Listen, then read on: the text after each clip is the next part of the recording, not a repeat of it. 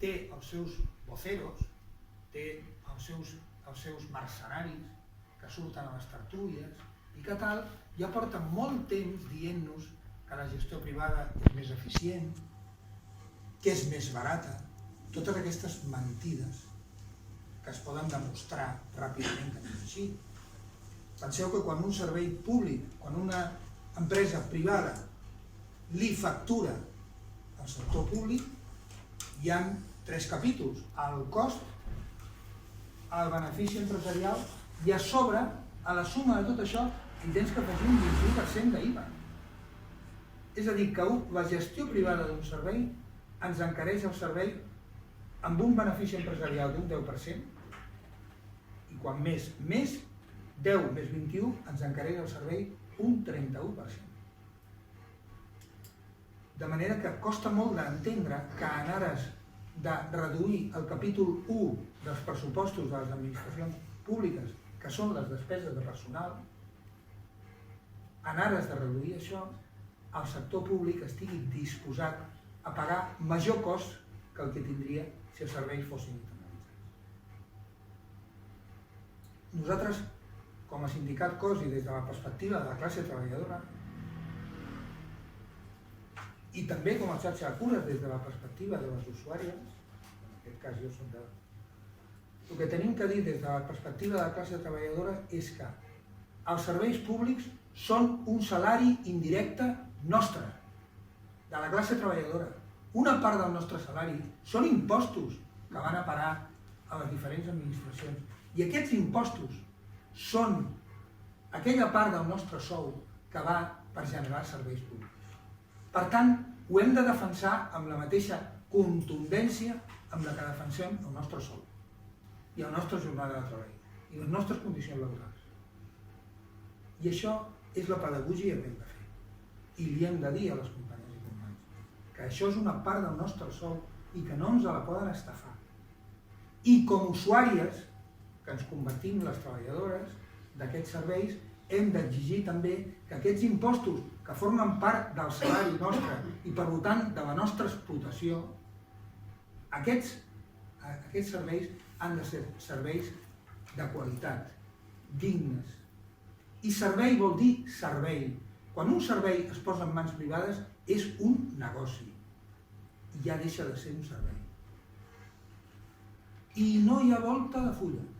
I m'és igual que aquestes empreses privades siguin fundacions, taula del tercer sector, autènticament, de veritat, hi ha honroses excepcions, mínimes, la immensa majoria de fundacions, de parafundacions, per molt que portin noms redundants, des de Peres Tarrés a les que vulguis, són màquines de generar diners, són empreses privades disfressades de solidaritat social i de tercer sector social.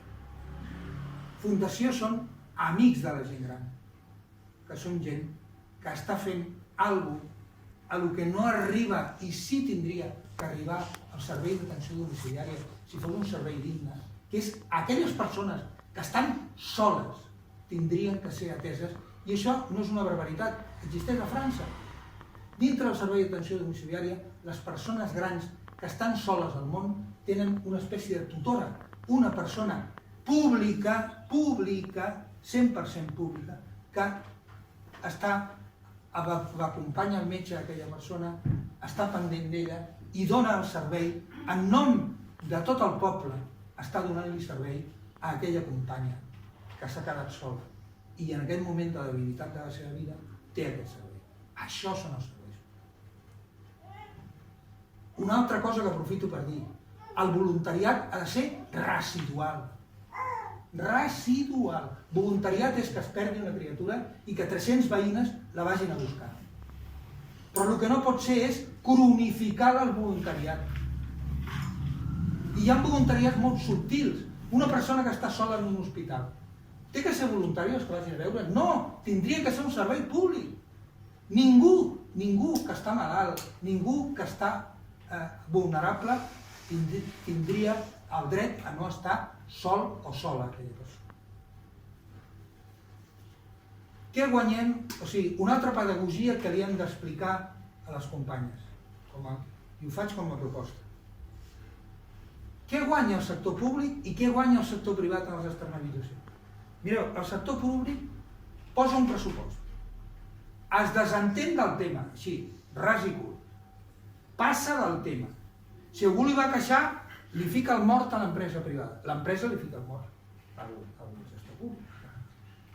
I entre mitges d'això hi ha financiació de partits polítics i hi ha comissions. Clar, si la gestió és 100% pública, jo al meu institut rebem un pressupost per atendre totes les coses i no, els concursos, vull dir, el concurs que hi ha és el concurs del menjador i para de comptar.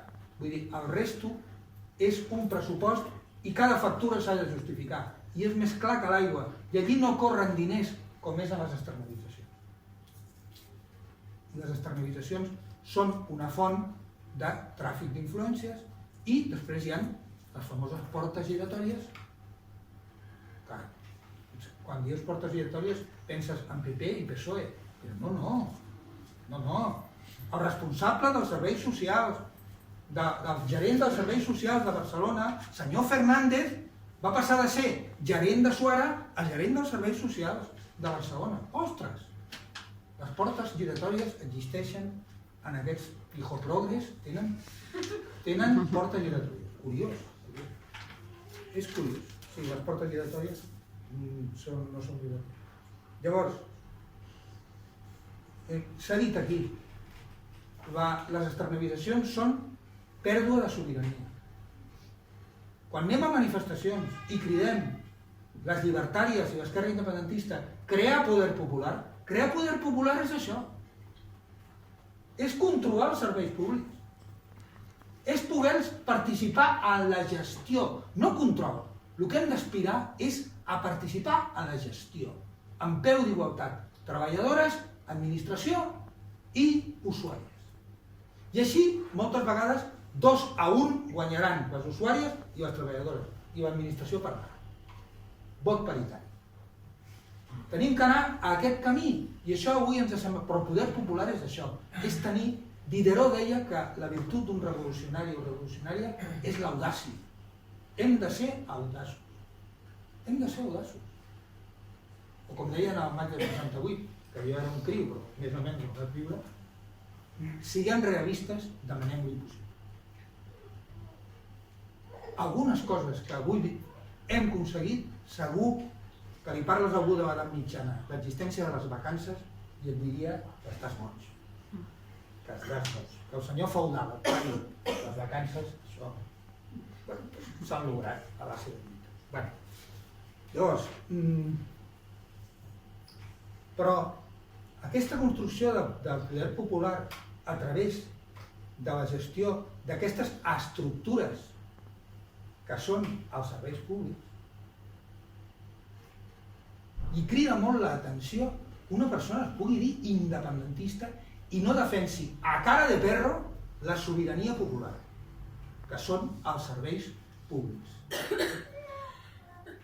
L'independentisme revolucionari, com diuen les fitxes dels Mossos que van sortir al judici del Tribunal Suprem, l'independentisme revolucionari que tractem de ser algunes de les aquí presents, l'independentisme revolucionari tenim molt clar això, que independència significa sobirania, sobirania popular, poder popular, assemblees, totes aquestes coses. Tot això és el que hem de reivindicar, en potència. Però una altra cara d'aquesta moneda és que al prestar-se com a negoci no es garanteixen els drets socials. Els nostres drets no queden garantits.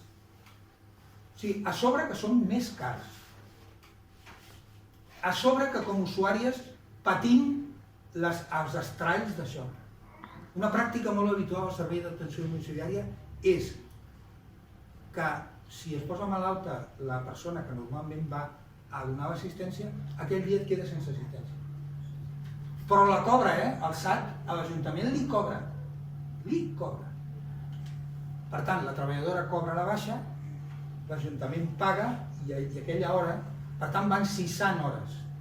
Com cessen també Foment de Construccions i Contractes, que per cert no s'ha sabut res més, presumptament, sembla que aquesta gent de Foment de Construccions i Contractes van cessar a l'Ajuntament una sèrie de diners, va sortir a molt rebombori de que ja s'estava reclamant una facturació indeguda. A Badalona, recordo, i a Barcelona. Veurem com acaba. Com a sindicat obrer, el que demanem també és no solament el que primer ens ve al cap, que és el servei de la dependència, la sanitat, l'educació, els serveis socials en general, sinó que la neteja té que ser internalitzada. Els parcs i jardins, que estan intentant externalitzar-lo, té que ser internalitzada. Com tenim garantia que s'estan utilitzant productes de neteja adequats i no ens estan cessant i no ens estan donant gat per llebre? Com ho garantim, això? I la neteja, les escombraries, igual. No fa tant de temps, fa un temps, però jo de criu recordo escombraries públiques i recordo les persones que netejaven els carrers i de l'Ajuntament. Vull dir, llavors, jo crec que hem de fer aquesta pedagogia i reivindicar que la sobirania, el nostre salari indirecte, tota aquesta sèrie de coses passen per exigir de manera contundent la internalització dels serveis públics.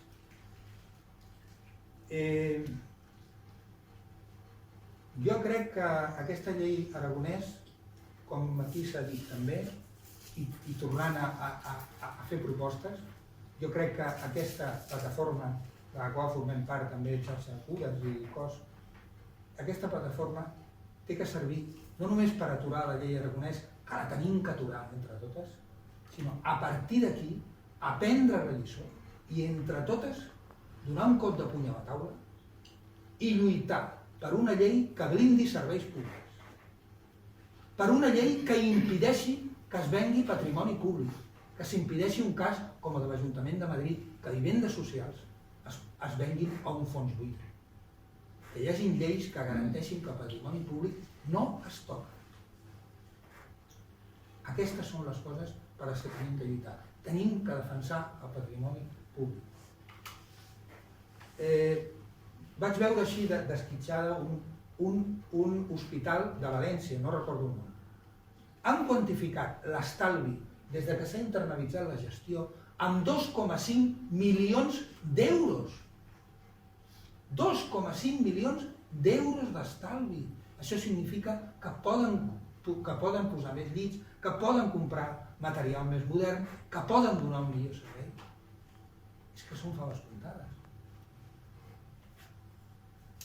I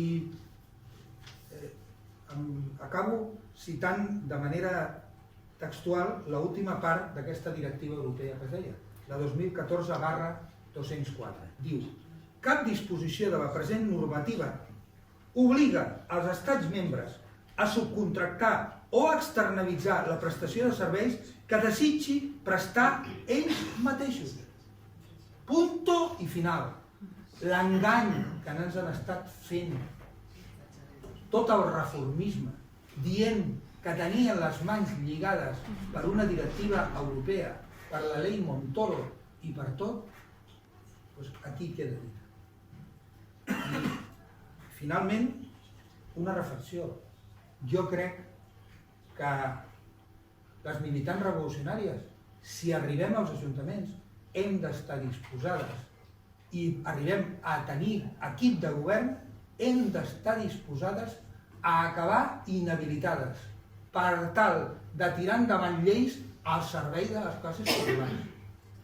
No acabar el mandat, el desig més íntim que té que tenir una lluitadora revolucionària és que l'inhabilitin i no acabi el seu mandat, però que deixi fetes 3 o 4 internalitzacions i després aviam qui és el guapo que les fa.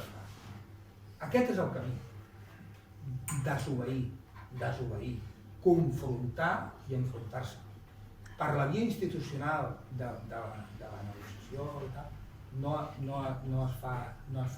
Es aconsegueixen coses puntuals, però la gran manera és aquesta. està disposada a que sentar-se a una institució sigui una prolongació de la lluita al carrer, siguis un altaveu i estiguis allà sent la veu de les classes populars enfront tot l'aparell mediàtic del que